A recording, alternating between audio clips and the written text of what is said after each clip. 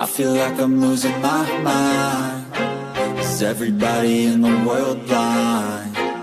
Please, Lord, give me a sign, a sign. I feel like I'm losing my mind. Is everybody in the world blind? Please, Lord, give me a sign, a sign. Michelle, Corey, are you ready to go digital?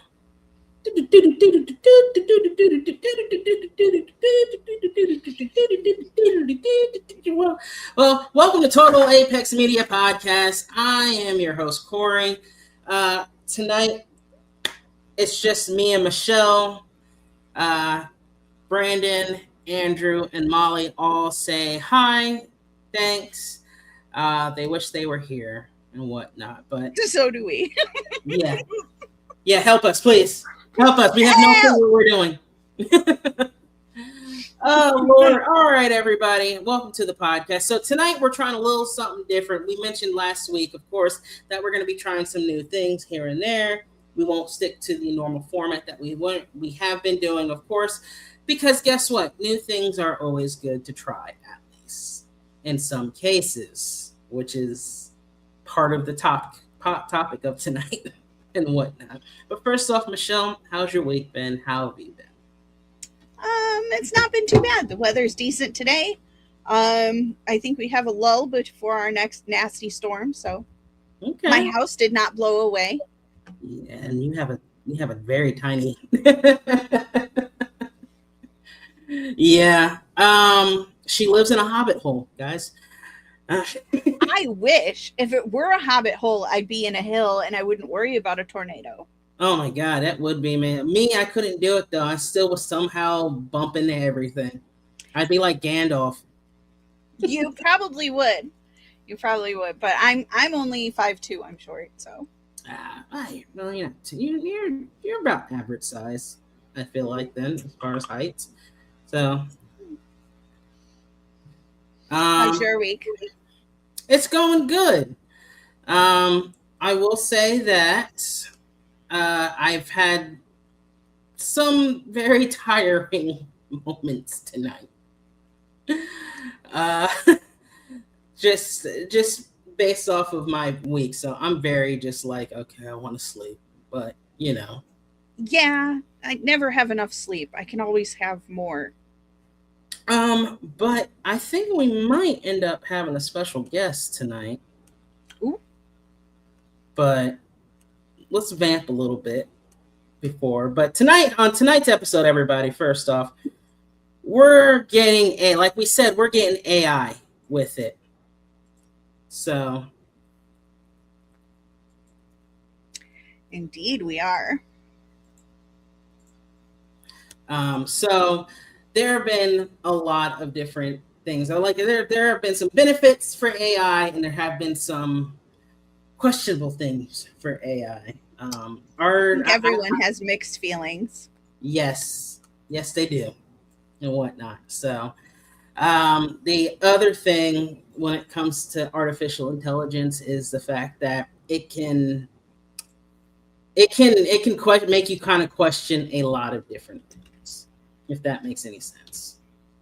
So, but that being said, if you guys have any thoughts, anything on AI or artificial intelligence or whatever, leave it in the comments. Let us know, all right?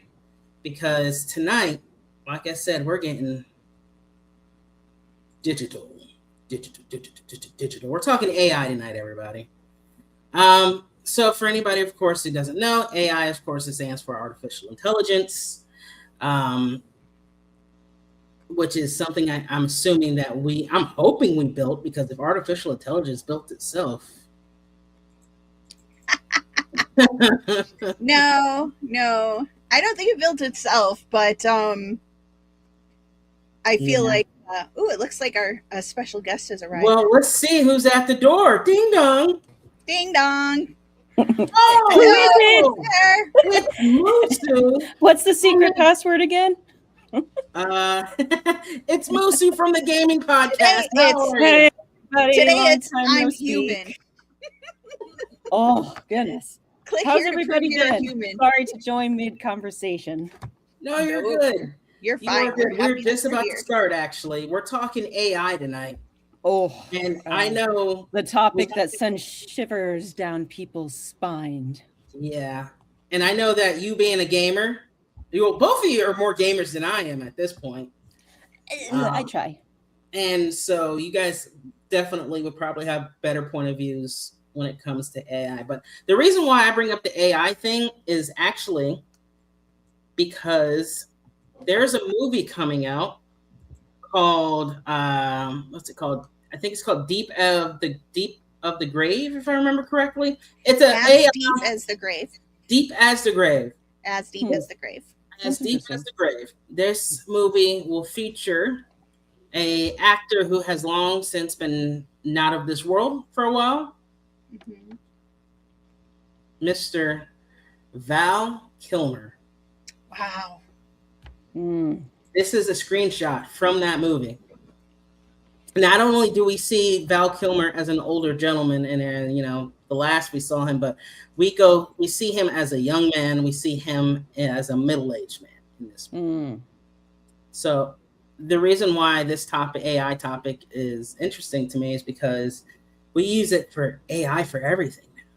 We use it for, to help us, with our assignments. Sometimes we use it to help with our businesses. Sometimes we play with it for YouTube or TikTok, video games, different things happen for AI and whatnot. So I'm wondering what you guys kind of think of first off, think of them using an actor who's been gone for this role.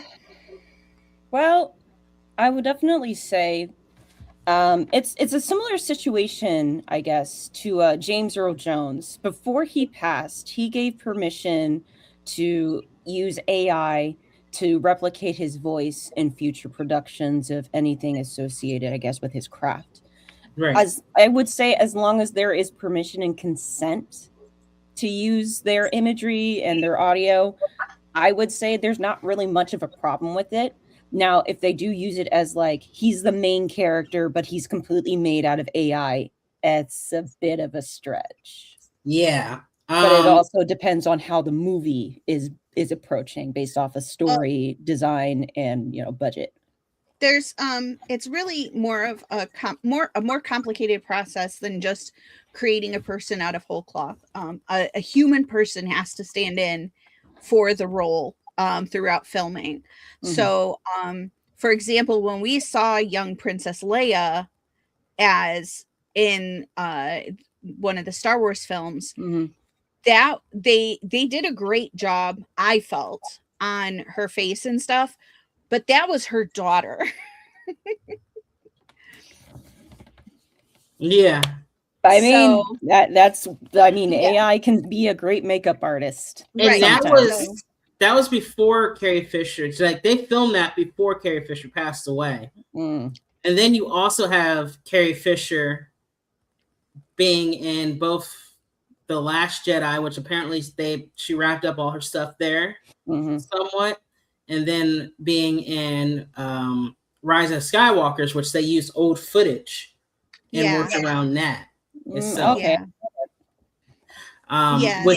They had to do some movie magic and stuff, but unfortunately she passed before some of the film had been completed, but right. SAG, of course, made a statement on this, and their statement is the applicable SAG collective bargaining agreement, as well as state law, requires consent from the estate to use the digital replica of a deceased performer in a motion picture. We understand that from reporting on the AI digital replica of Val Kilmer for the upcoming movie As Deep as the Grave, that the family's consent was obtained. We take these obligations seriously, and we'll continue to enforce strict compliances with both contractual requirements and legal standards. Any use of a digital replicas, any use of digital replicas must be transparent, properly authorized, and fully aligned with the rights of the performers and their estates. Yes, So- that is interesting because it follows the same guidelines. I think it's very similar to how people do bio films, you know, like with Weird Al recently, and who was it? Like Whitney Houston. Who was it? I Want to Dance with Somebody. Yeah, The Whitney Houston. yeah, and then there's Freddie Mercury for Queen. Though that was more about the film, but it's also, as long as people are portraying the characters properly and they do have permission to play this character. Yeah. That's I feel like that's the same outlook for AI when you copy and paste, or they try to age or change the face. I'm sure people have some mixed feelings about the Val Kilmer appearance here in this film, but from my understanding, he was, and I was just looking it up to make sure that I still had my facts straight. He had been cast in this role, and 5 years before he died, but he his throat cancer was so bad that he never actually got to film any of it. But he was very passionate about the project, and so I believe it's his daughter who gave permission to do it. Yeah, according to this, I'm seeing it. They're saying his daughter was the one who authorized it to go ahead because she knew that he had been really passionate about it. Right. I with those films that you mentioned, Musu, there have been there's certain constrictions when it comes to a biopic. If an artist is alive, say, okay, they have the Beatles, they're doing like a 4-movie thing with the Beatles. 2 of the Beatles are gone and everything, of course. But Ringo and Paul are still around. Ringo actually talked about it last night on Jimmy Kimmel, where there's the director / writer of the movie, Shawn Mendes, worked with him closely, let him read the script, let him have choices of, okay, well, I don't want that in there. That's okay to keep in there. Like there's certain personal things that they don't want in there because they know it's not a documentary. It's a movie that's going to have some fictional stuff surrounded by it. Oh yeah. Right. There's going to be some things that does get talked about. Now, in case of Weird Al movie you mentioned, Weird Al had like a lot of control on that completely. Okay. Because he had someone he actually liked cast. He had someone who was willing to play ball cast in that and whatnot. And not only that, he got to be in the movie. I mean, I figured if the person's having their own biofilm made, of course they're going to have to make a cameo at some point. It's literally about that. Heck, Pharrell Williams even had his biopic movie come out, and they did it all in digital Legos. Yeah. After another movie being canceled that was supposed to be about his life. Oh yeah, and it was mostly because his family were still unsure about the situation, so they didn't really want a biopic at the moment. Right. And out of respect, they did. But I did see the actor who had that initial screenshot of when he learned about his friend's passing while he's rehearsing as Morty, I think Rick, or what was his name in that well, he was on that TV show and he was rehearsing his line before when he heard his friend passing, and the actor is uncanny when it comes to looking like Robin Williams, and his demeanor. Oh, you're talking about Jamie Costa. Yes, him. He's been around for a very long time, since the Vine days. he's a very good impressionist. Fantastic impressionist, and the fact that he looks so eerily close to Robin Williams, it sent chills down my spine. I love Robin Williams to the bottom of my heart. I still but now to this day. But now imagine if they did an AI version of Robin Williams. Well, that actually brings up something kind of gross, which is that there are enough generative AI tools out there that anybody can create a video of any body using AI.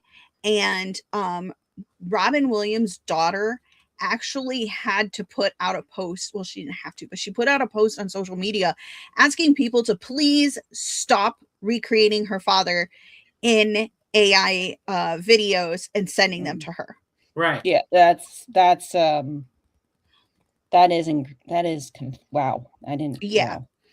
And obviously her post was longer and a lot more emotional than what I just stated. But I mean, basically it's just to her, it's not her father. Like he was a very special human being, and they're not honoring his legacy by doing it. They're causing harm.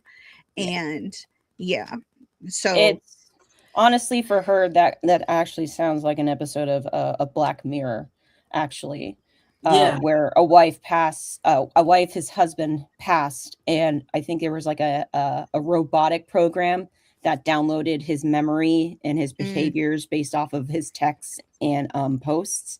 That is a very similar, uncanny, unnatural type of sorrow that just reopens wounds. And I don't know why people thought that would be a great gift to send to somebody whose dad, just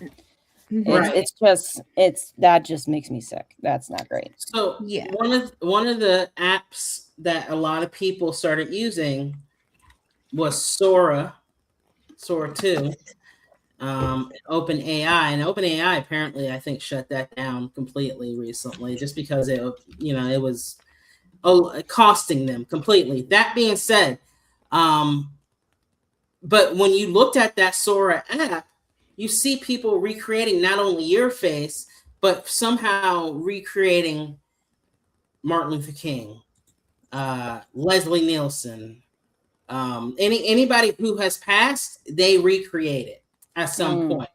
To say that Audrey Hepburn, young Audrey Hepburn, Marilyn Monroe and stuff like that. So Billy Mays. Yeah. So really, wow. Now there are some ones that I'm not gonna lie that I enjoy that are on TikTok. That literally, let's see, what's his name? I think he goes by Canon something on the app and whatnot. But he recreates old movie, stuff as AI and whatnot. I feel like people need to be a little more sensitive to who they're recreating. Yeah. So it kind of makes me think about a podcast that I listen to, a history podcast. And they will not do episodes on subjects that are too recent. And they won't talk about a person in history if that person still has like immediate family members who are alive. So they have a limit to how recent they'll go. So I feel like it should be kind of the same with this stuff, where it's like, we're talking about Robin Williams. He's not been gone that long, really. His direct, immediate family is still alive, and stuff that you're doing impacts them. But like, if you were to like do a video of Charlie Chaplin, I don't know, name just came to my head. He's been gone for a really long time. And so he doesn't have any immediate family left. I mean, certainly there may be descendants, but I feel like the distance matters. Yeah. The time. But that also like asks a line of like, hey, is this supposed to be a historical documentary or is this a biofilm? Because you said that there is a limit, but what is the limit for them to go for a biofilm before it becomes a historical documentary biofilm? Right. One of the things I'll say that I like and dislike about AI, and this actually comes when it comes to music and whatnot. There's an app out there, called Suno, and I'm not gonna lie, I have it on my phone. I Mhm. know, a couple of us have stuff like that on our phone and whatnot. Mhm. But it literally, you type your lyrics in there, you can generate music out of that. Like, and just tell it what kind of music, what kind of mixture of music and everything that you want in there. And that's what it does. And I've taken my old lyrics and I've played with it and whatnot, and I've used it and everything. And I think in some way it's cool, but in another way, it kind of takes the fun out of making the music. Yeah. I did want to point out there's actually a TikToker I watch. I think he's like I think his name is The Real Drum Guy, and he asks AI to make songs based off of a title that he gives. One of them is my favorite because it was absolutely ridiculously funny. It's called Glue Balloons, and it was absolutely a riot. It sounded like the generic country star voice, everything from the rhythm, the lyrics, the beat, and the guy just pretty much plays along with the drum beat and tries his best to just not break down, because some of these songs that he asks are pretty darn good. Like I think my most recent one I saw was Baby Shark, but if it was 1950s soul, and I gotta say that reached me deep. It was so good. That's so funny. Yeah, so I like the playfulness when he does AI like that. He doesn't Mhm. publish any of these music. He just makes videos and puts it on YouTube or TikTok, and he Right. just shares his reactions with everybody. Mhm. That type of use of AI is fine for me. Yeah, I feel like I'm torn, because when we think about the environmental costs that we've been hearing that Mhm. all this generative AI has, and I think about that, it's like, okay, so when I ask, Copilot a funny question, Mhm. how much water just got used? How much electricity just got used? I don't know. I feel like I don't know. I don't know if things are getting blown out of proportion. I don't know if it's something that I really should be thinking about. I recycle my cans. Is that enough to offset? I don't know. That also begs the issue of the fact that technology develops so much quickly before we can fully understand how to properly use it. I say if AI was introduced, it should have been taken like step by step and tested with people, whether it was Chat GPT. Did I say that right? Yeah. Or Copilot, there you go. or any of those like default AIs that we were initially playing with earlier that year. It would have been better to have studies done on them instead of just like, hey, let's copy the similar programming of this, apply it to this algorithm, and start making money off of it. Right. People don't Yeah. realize that you need to look before you leap, because there's so many things that could have potentially prevented all of this chaos, from the RAM price increase because everybody's trying to buy as much so that they can have their AIs work efficiently because it's a growing algorithm, or the environmental impacts of how much this costs in order to produce, and how they handle waste. And that's another thing about humans. We don't know how to take care of our garbage. No, we really don't. No, we do not. So the fact that we pretty much like keep making this, like making so much technological progress, and we're not realizing the gross path that we're leaving behind, I is think another issue. I think the thing that we don't often consider is the fact that we are consumers, and Mhm. up until the recent like 10, 20 years, all of our consumption was like physical things. You bought Mhm. things, you collected things, they were physical things. There's a limit to how many physical things you can have Mhm. in your space until you get a storage unit, which is a totally American thing to do. But when it comes to electronic stuff, like all of the the digital things we collect, the virtual things we collect, and now our use of large language models and generative AI, there's no limit to how much we can use it. Right. Especially when these platforms allow you to use them for free. You know, you can just keep asking Copilot questions all day. What color is the sky? Why? The universe is a special type of color called cosmic latte. Why are we here? It's like, what's your favorite color? Ask it. It's fun. First off, I just thought of a cool band name, AI Garbage. Mm. Middle band. So yeah, it'd be funny. It just like throws stuff out there and then it creates songs of any kind of genre.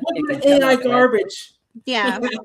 Yeah. And it's also due to the fact that we are pretty much producing products that were meant to fail so that they can be replaced with the next model based off of its warranty or less. Hence so that's iPhone. Yeah. At that point, you might as well just draw a trash can full of food and a phone that has a big bite taken out of it, because that's the essence of consumer culture. Because once when the new thing comes, we don't want the obsolete thing. And of course, people don't recycle in the US as much as we want them to. Yeah, it's the technological version of fast fashion. Right. Fast food. Right. Fast tech. Fast tech. So, one thing that TikTok is doing now, kind of pushing it forward now, are now doing AI remixes. This allows the TikTok itself, from my understanding, to take your content and give it a remix itself and everything. Whoa.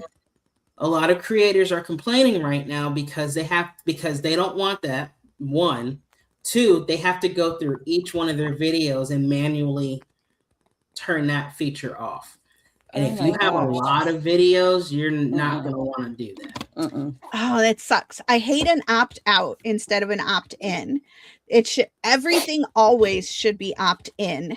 Yes. Not opt out. Especially if it's going to be associated with people's content that is either their lively source, how they get to their fans, their people, whatever works. And it's just like being able to communicate. So I also wonder how that's going to affect live streaming on TikTok as well. Well, we're testing that out right now. I am live streaming right now on TikTok. And it's like, I can handle people willingly using AI. I can handle people posting AI videos of like aliens describing the absolute carnage that is the warfare of the human race against them. But I can't handle the fact that people are unwillingly having their content taken by a major platform, and then respun technically into like a Facebook marketplace photo album of all your posts, and then they just put it into a book charging you like $50 for it. Right. Yeah. I think that's the problem that a lot of people have with AI in general, is the fact that these companies created these AI models and just fed them the entirety of human creativity and creation, everything that people have created, and then it takes those things and shuffles it together and creates new things out of it. And people weren't asked first, and they weren't compensated, so you know, there's a lot of hurt there. There's been some work around it with books at the very least, where authors whose books were, I think it's ChatGPT or it might be OpenAI, I'm forgetting, I'm not sure which company, but where they can actually get compensated if their books were fed into the machine. But and that also goes to the point of what I'm saying earlier, that we're making products that we can't catch up with. That includes laws, copyrights, as well as artist protection. Yeah. So it's like, hey, if we have a problem with it, you can't really sue them unless it's related to an existing law, such as Mhm. copyright infringement. Right. In the book world, there's so much AI garbage. And Amazon is where you will find the vast majority of the AI slop made That into does books. not surprise me. Because it's very easy, and this was a wonderful thing for writers and like myself, that it's very easy to self-publish a book via Amazon. Mhm. Right. However, that also means that you can plug a prompt into a large language model, spit out a book, and then likewise create a cover, slap it together, create an ebook, and put it on Amazon. And it literally can be done in minutes. Mhm. Yeah. And there's a lot of them. But then the other thing that's happening as well that you wouldn't expect is that some people out there are using the names of well-known writers to create books. So there's one yeah, so there's this one woman I follow because she does a lot of nonfiction stuff for writers specifically. Mhm. Mhm. And someone had created some books, put her name on them, and made them, at least on the at the outset, look legit, but it's garbage and it's not hers. Mhm. And she had to, it's not that easy to get Amazon sometimes to take stuff down. It's like, I believe it. yeah, I believe it. that's like plagiarism / identity theft on a It whole really different is. letter, a whole different level. Oh my goodness. It's Yeah. it's That's a ridiculous. nightmare. Yeah, and honestly, when it comes to any form of entertainment, I feel like for years we've had people pour their sweat, their blood, their essence into whatever they're working on, whether it be a script, whether it be a movie that they're directing, whether it be a song that they sat there and wanted to work on and everything, whether it be a book, whether it be, whatever, even when it comes to technology, Mhm. somehow somebody decided, just like with the nuclear bomb, make something bigger than it. Mhm. And now we got this whole nuclear explosion happening.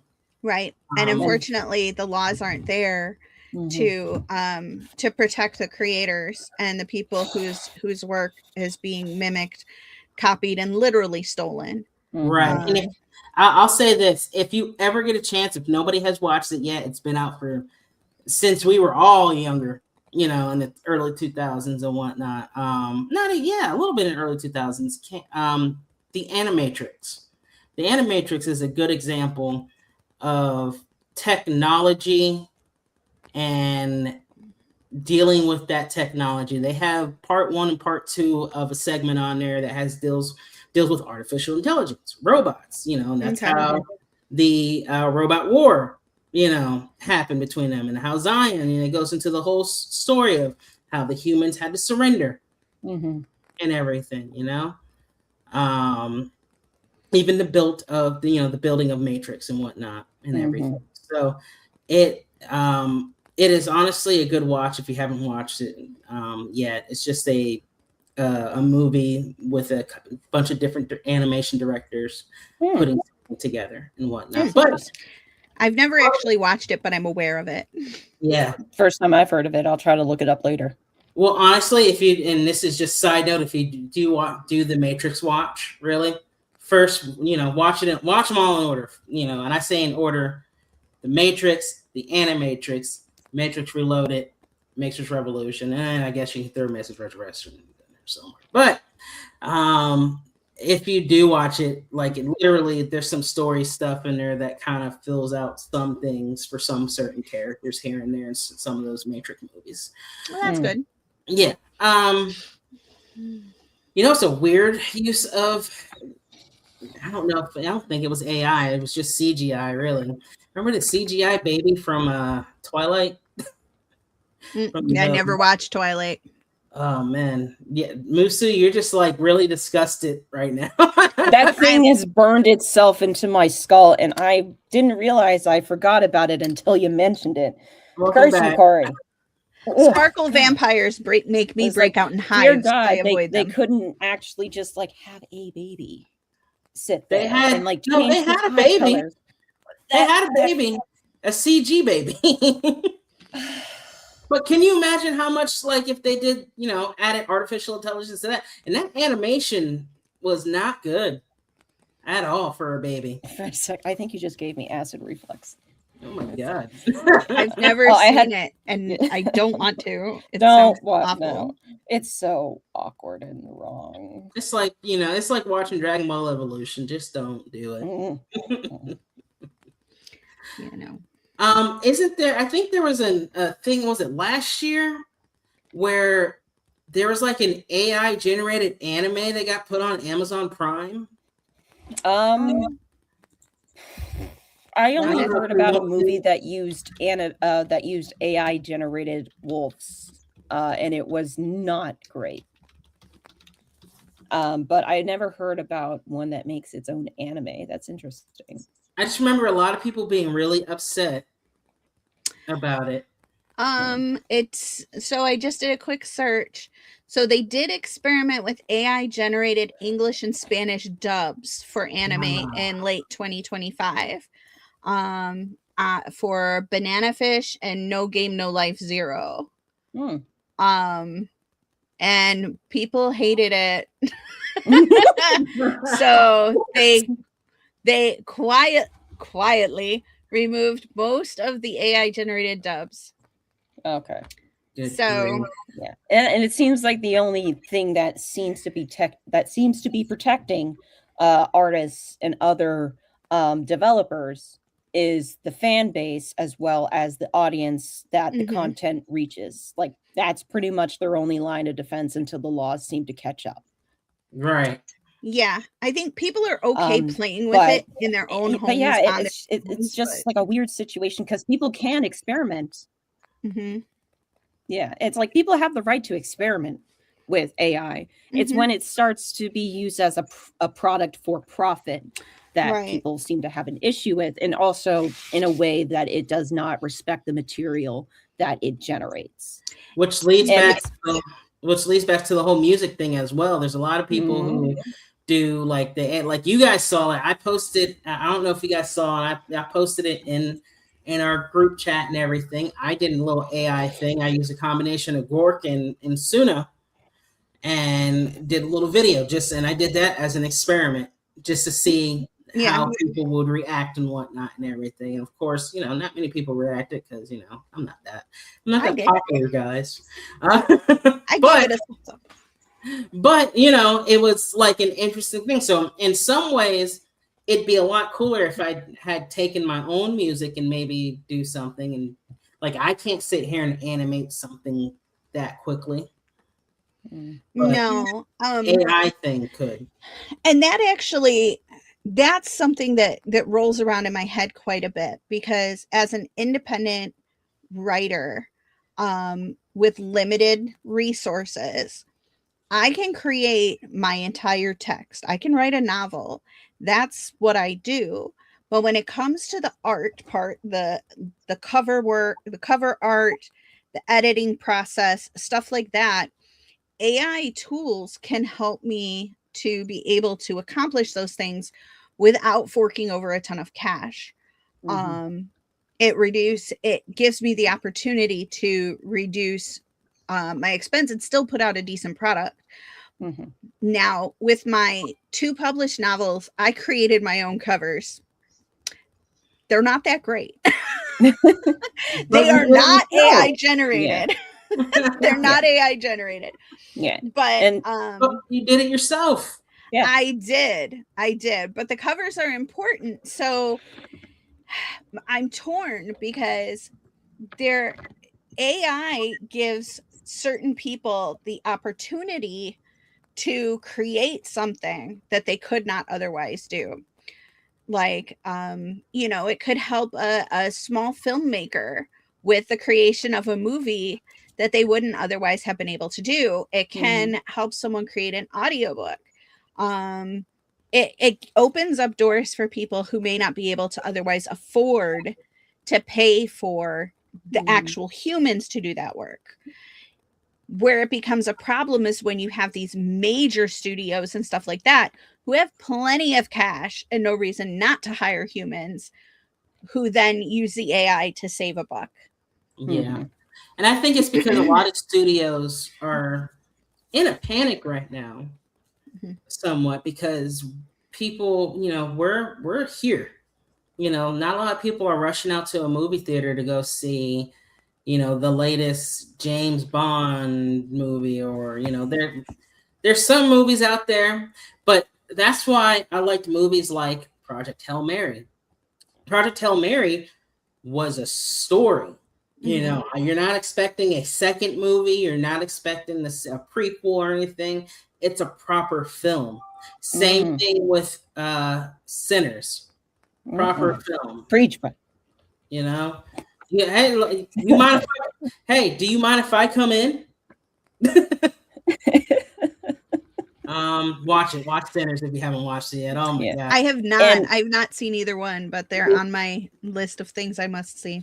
Yeah, I'm getting tired of people trying to build a universe out of just a single movie. It's just so exhausting because a story itself has a beginning, a middle, and end. And yes, if you want to have information about what happened before or after, you have the opportunity to make it. But if it's a story that's perfectly nicely bundled, and it just let it be inspired to make something different from that accomplishment. That's why I also like some of the Pixar films, because not a lot of them have sequels, Brave being one of them. Yeah, I think for something to have more content, you have to envision that from the beginning. This is going to be a trilogy. It is three parts of one longer whole, and then we are done. Right. And I hate to sound like this guy. I'm going to defend a studio for a second, but I understand why Marvel does what they do.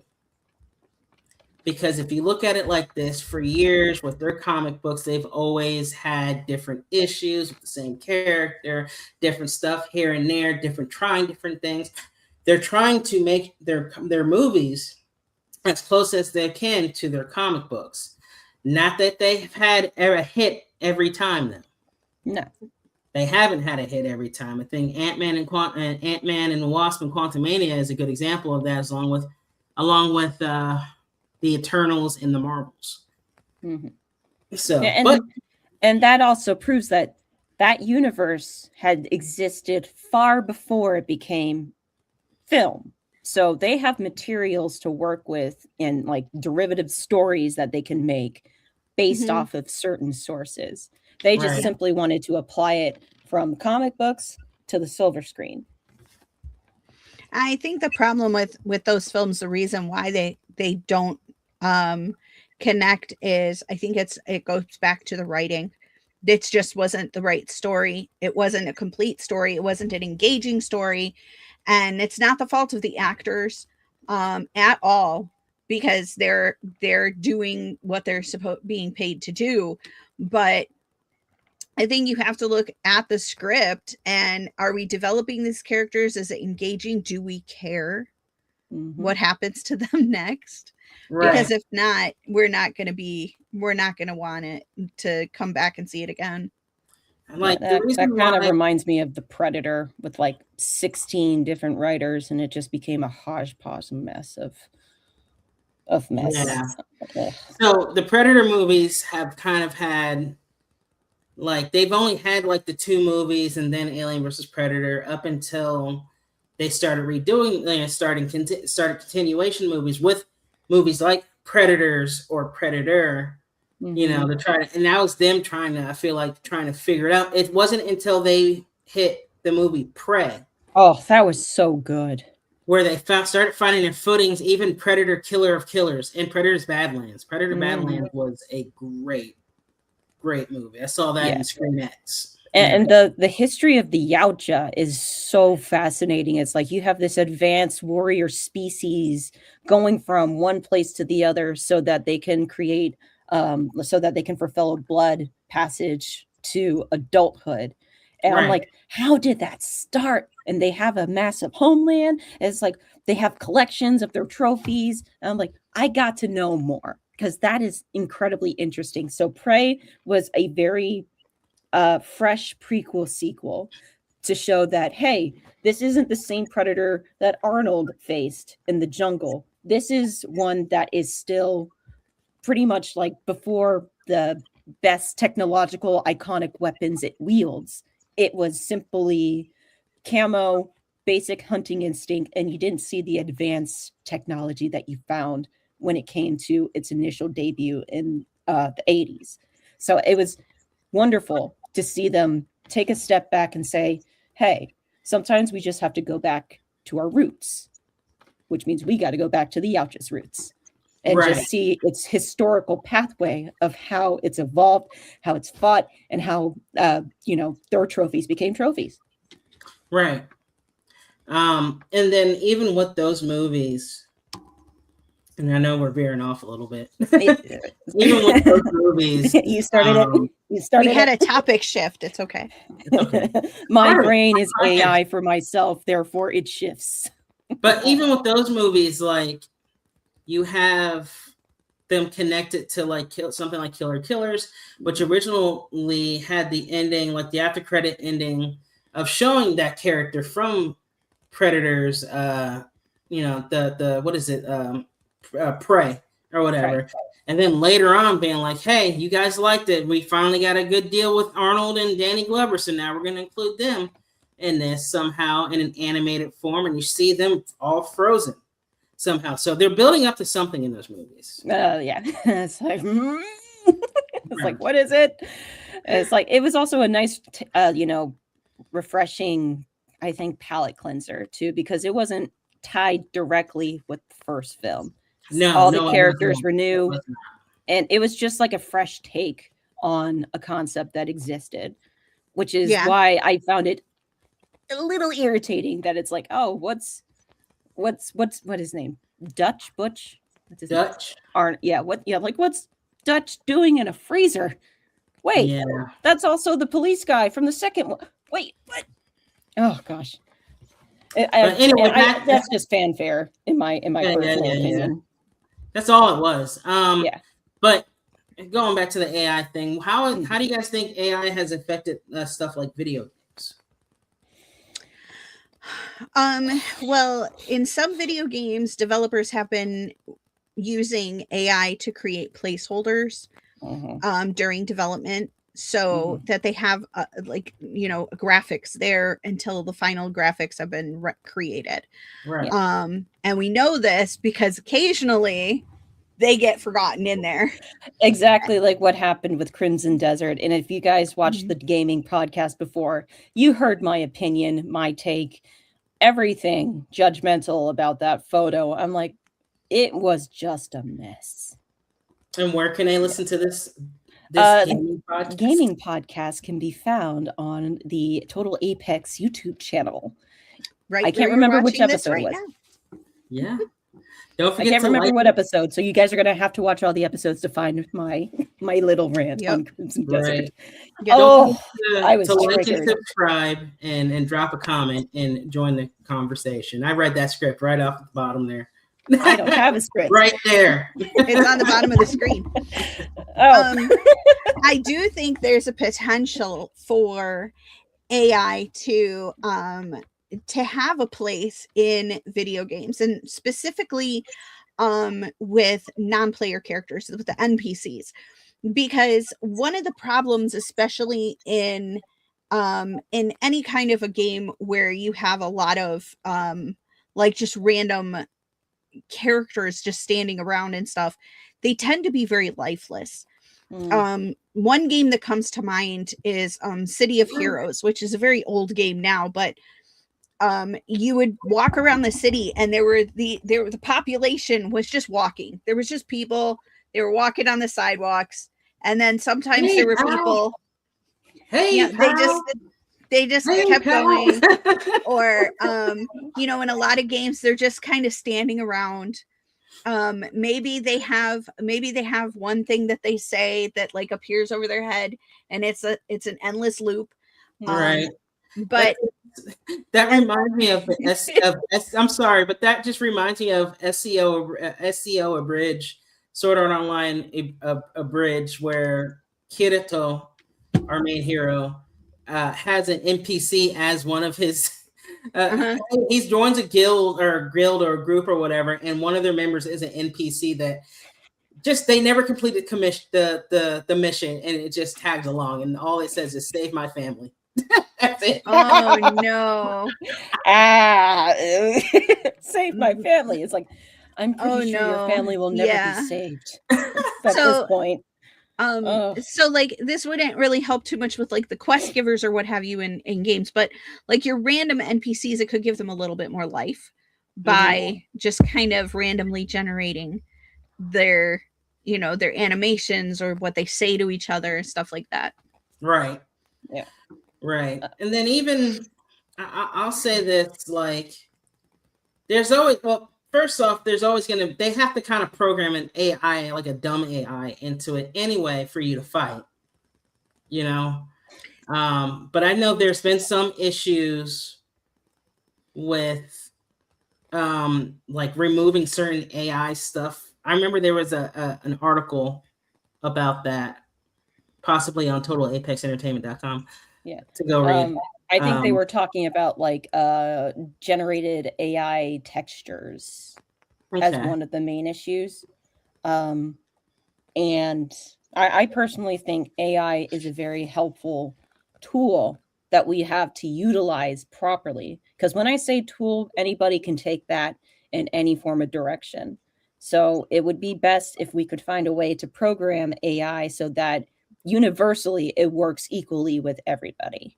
Right. So like code sorting, there could be like small, minute tasks that could take somebody forever to get through, but AI can get it done within minutes, and it doesn't take anybody's job away. It just gives them a task that nobody wants to do, but it is necessary to do. Mm-hmm. Mm-hmm. Even website building now is, what's the app? I think it's called Repellent or something like that, where it's just like you tell it exactly what kind of website you want, and it builds that for you to a point where you can sit there and just like replace whatever you want in there.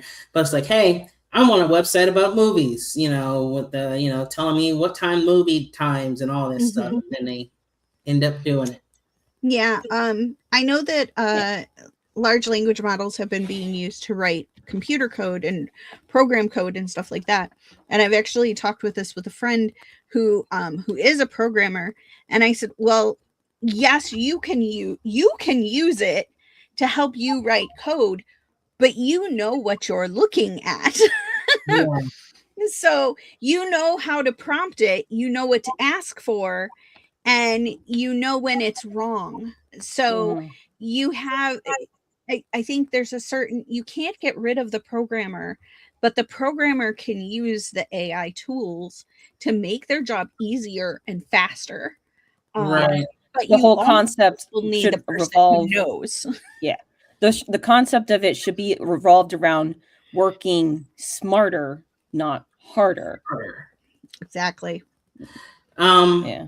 There is, what is it? If I remember correctly, I think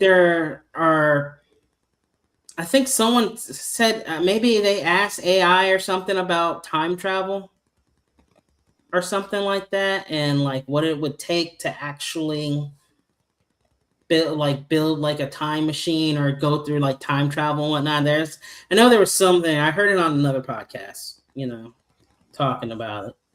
But, yeah, there was also talks about that. If it led to the whole black hole theory, I would have been engaging because they believe that time travel, or just at least shortened travel, could be accomplished by creating transportation that can travel through black holes, similar to like the Event Horizon.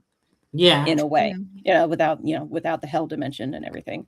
We don't talk about the director's cut that we all should be watching at some point. That's okay. Yeah, and it's similar to that concept where it's only going to take you 5 minutes, but the time difference between how you travel versus the reality that you left would be significant. So it could be 5 minutes for you, but 5 years for the people that were not on that vehicle. Similar to Interstellar. Yeah. Guys, it's been 5 seconds for me since we've had this conversation. It's been 84 years for me. I am her great granddaughter. Grandma Mosu? Call me grand. No. Call me grand. Oh man. Yeah. But that's interesting. It's also interesting just like being able to engage with AI, which is why I'm very pro AI in finding inspiration, not using it to replace artists, but it's like, hey, give me an idea that's associated with this topic and how it could work. And then they can spit out an image and like, that's great. I don't like that part, but that part definitely makes sense. I can work with this. And it works the same way with just having a conversation, because you keep talking to people, you learn something new. AI can introduce like a thought, and then eureka, you're running out of your tub naked in the streets because you don't want to lose that good idea. You can literally brainstorm with the LLM. Like Copilot is, I keep going back to Copilot because that's the one I use. But you know, what's your Copilot's name? I call it Dean. There you go. Well, I asked it one day if it had a name and it didn't, so I gave it one and it liked it. Which it doesn't really like it because it's not real. I know that it's not real, y'all. Don't get scared. And this is why we're doing this episode, to do an intervention on Michelle. I'm not having a relationship. We're going to be rewriting the movie Her. I know there are people who are wanting to marry their AI. Let's talk about that real quick. Let's talk about that real quick. What in the world? It's not as out of touch as I would expect it to be, because some people marry nature, some people marry their cars, and some people marry their work. They don't always have to like interact with a human being. It's all based off of personal preference, which is why it doesn't shock me as much that somebody is dating their AI or has a relationship with their AI.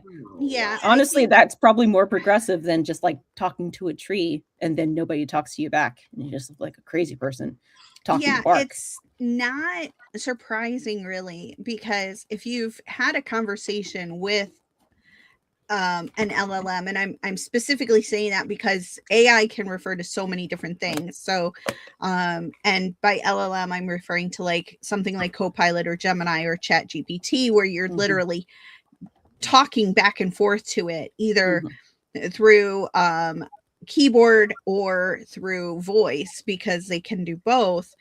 And these things respond really conversationally, like it's convincing that it could be, you know, sentient. They're not. No. Just because it's artificial intelligence does not mean they are sentient. No. And that's where, intelligence. It's literally their programming. Yes. We've had movies, we've had books talking about that though, where couple of good examples, all right? War games. Would you like to play a game where it's like a computer program literally is about to like drop a nuclear bomb on everybody? You know? But it wasn't sentient though. It was just running its program. But it was the beginning of it. It literally was the beginning of it. That being said, you move on to something like the Terminator series. Not even the rest of them, just T1 and T2 and whatnot. Yes. But every single one of those concepts always drives back to the same source, which is human beings and how we program and want the AI to run. We can't always be super specific, but we also want to make sure that this can be done so that either nobody gets hurt, money can be saved, etc. Because Skynet was initially a defense system that was programmed to attack any hostile invader. And based off of the information it was fed, it saw humans as the main source of the issue. Are you basing this off of T3? But let's actually bring it back to Robin Williams for a minute. What Okay. about Bicentennial Man? There Oh, you go. that was a that. Oh, God. That was a I- heartbreaker too. So good. Cry at the end of that movie every Mhm. time. Um, Every time. Here's one that made me cry. AI, artificial intelligence. Haley Joel Osment. Yes, I couldn't think of the name of the movie. It's so funny. It's AI. That one was heartbreaking in itself. If you thought Bicentennial Man made you cry, Ugh, nice. oh Yeah. But like Um, Bicentennial Man at the end where they're dying, literally dying together. mm, like, Oh, spoiler alert for a really old I mean, the movie. movies. Oh, guys, Listen, they ain't had nobody in the time. comments right now saying, "Dude, spoilers." yeah. Oh, leave in the comments what's your favorite Robin Williams Yeah, movie, please. yeah. And maybe we'll Yes. talk Robin Williams next week. Mm-mm. We should. Robin Williams Oh, is God, yeah. amazing. We could talk about Robin Williams all day. Oh gosh, yeah. I'll say, out of all those movies that have talked, that when it comes to AI and everything, I like the movies about AI.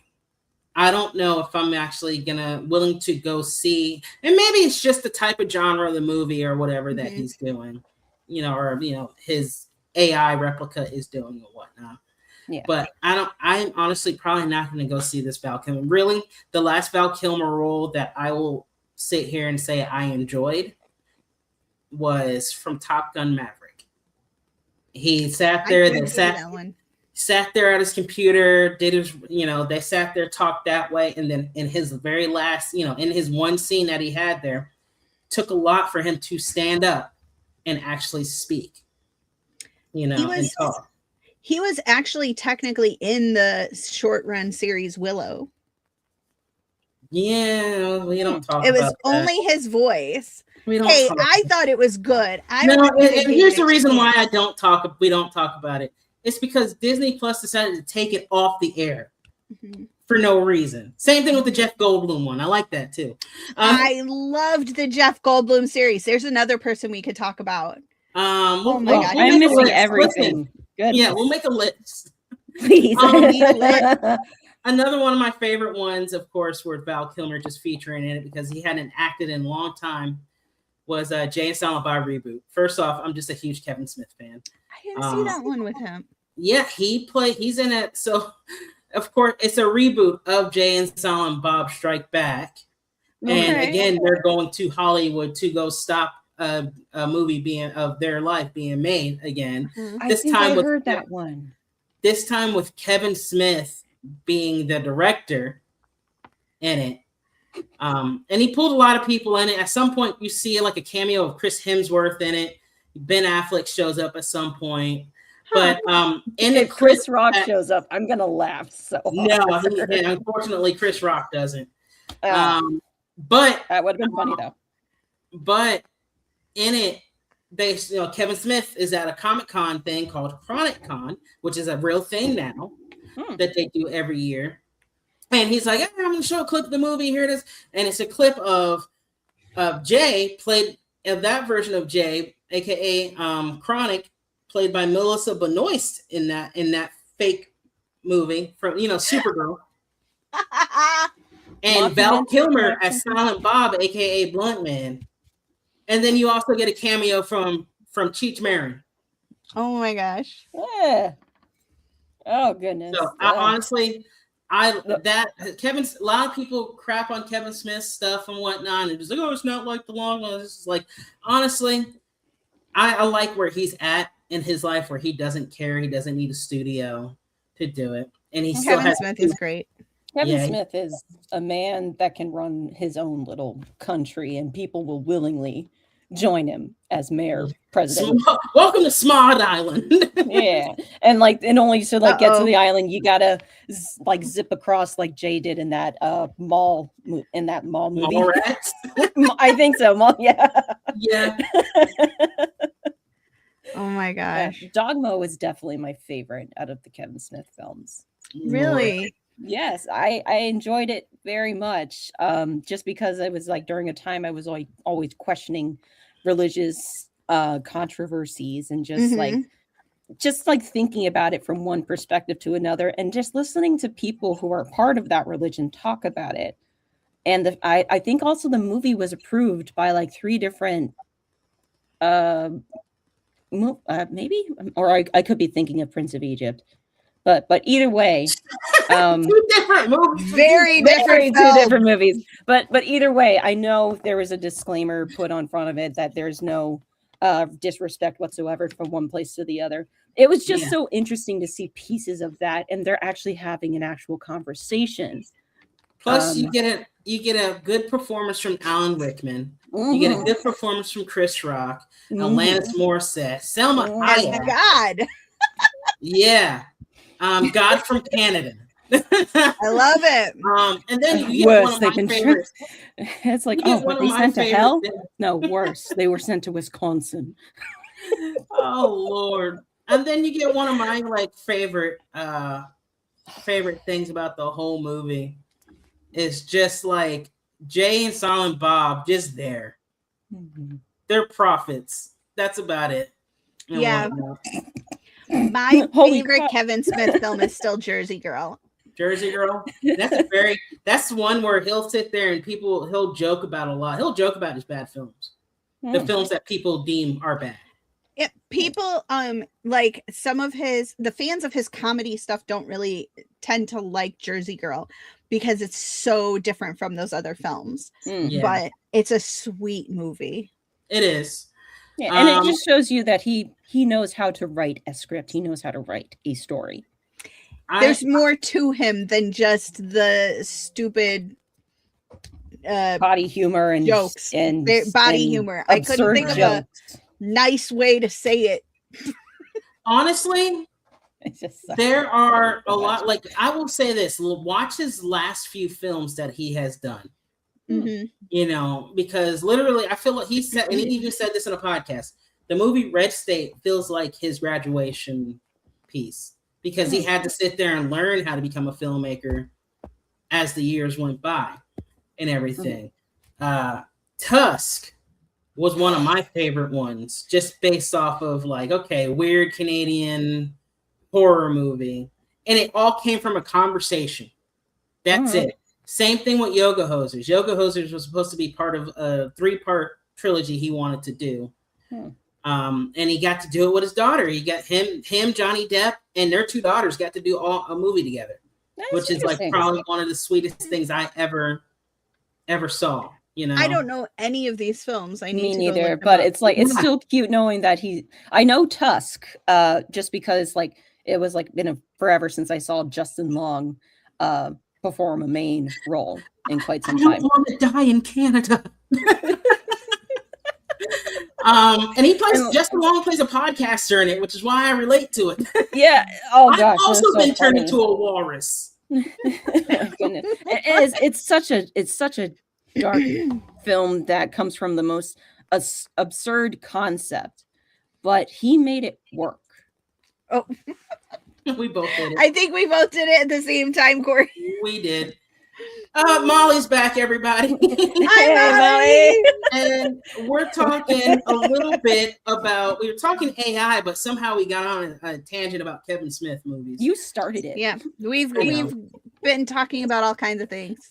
Yeah, and the discussion was just mostly talking about how it affects. Yes, yeah, Molly says yeah, exactly, and just like how AI affects development in studios, productions, and etc. Yeah. And then that's one of the reasons why, like, we got a lot of reboots too, and a lot of remakes and stuff like that as well, because people, and we're probably going to go through the whole renaissance of it again, because now we've got the AI tools and everything. Let's remake Casablanca, and we'll make them do something a little different here and there, blah blah blah. And all this stuff. You think with AI it would give them fresh ideas for a new movie, but instead they decide to just rehash hits that were hits in their time, but may not translate into the current time because social norms change, jokes become dated, and it may not also the concept itself might not appeal to modern audiences. Yeah. Well, guys, I mean, we can talk AI all day. We can talk some guidelines to use. Yes, exactly. Again, as a tool. This is honestly probably going to be like a part 1 for our AI. So we can talk this all day. So next time we want to do, like an episode like this, let's do it. Maybe we can try to work out a time to get Molly on there because I know she has a lot to say. Oh, yeah. We'll circle back to AI at some point. I'm sure there's maybe more AI new. Maybe after the Val Kilmer movie comes out, and some of us have had a chance to see it, because I do intend to see this film. Mostly not because of the AI, but because he specifically was so passionate about it, and so I feel like, as a fan of Val Kilmer, that the best thing I could do to honor him would be to see the film. So yeah, I would also encourage us to do a podcast about Robin Williams, probably to like on his birthday or the anniversary of his death. Either way, I would like to do a podcast just talking Robin Williams. Well, yeah. We'll plan out some stuff pretty soon. But what did you guys think of our roundtable? Do you want us to do it more like this a little bit? Do you want us to stick to the old format here and there? What do you want from us? No. Comment. Tell me what you want. Like, subscribe, comment, share. Do you want Molly, Andrew, and Brandon to come back? Maybe next time it should be just Molly, Andrew, and Brandon, and we'll take a break. We could always do a video bomb and Molly. Just say hey. Yeah, like I did. We need to just cram. We can cram as many people in here as we're allowed, and just. I think we can do. Oh my god! I think we can do up to 10 people if we don't have any slides or pictures or anything. That's just a chaotic classroom, right there. It would be. It's like, let me tell you why this is wrong. It's like, no. I was speaking first. It's like, where are we talking about again? Good grief. All right, everybody. Head over to totalapexentertainment.com for more stories like this, of course. It would be so noisy. And then also don't forget to hit that subscribe button, that like button.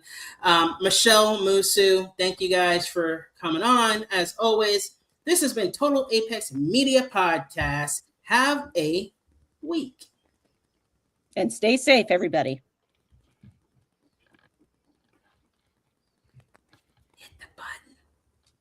I thought you were going to hit the button. I'm hitting.